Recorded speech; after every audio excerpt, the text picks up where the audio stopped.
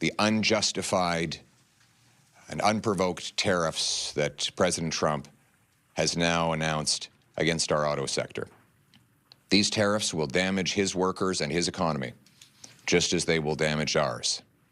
We must retaliate and target goods and services that we don't need, can buy elsewhere, or make ourselves to maximize the impact on the Americans while minimizing the impact on ourselves.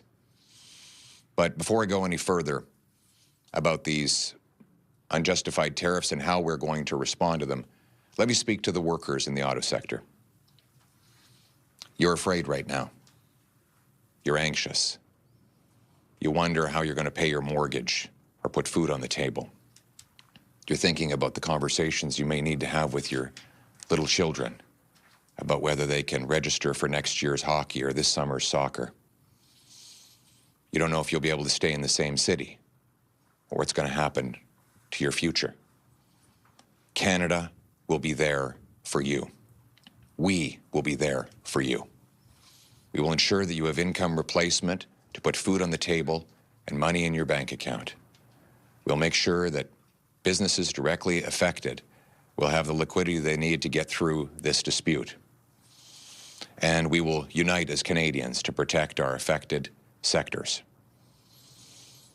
But more than that, we need to become strong, self-reliant, sovereign, so that we can stand on our own 2 feet and stand up to the Americans.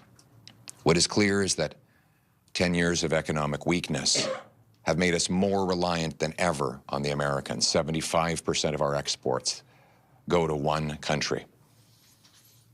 Almost all of our energy, most of our raw materials go south because we can't get them anywhere else.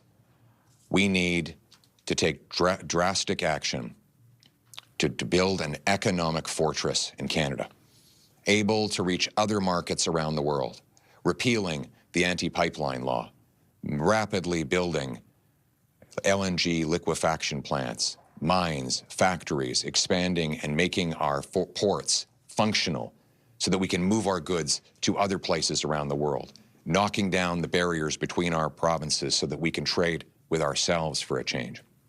Passing a bring it home tax cut on work, investment, home building, and energy to make this the best place in the world to bring back the $500 billion that Liberals pushed out of the country over the last decade. Then and only then will we be able to properly stand up to the Americans and stand up for ourselves. Now is not a time for weakness. Now is not a time to continue on with the failures that got us into this place of dependency.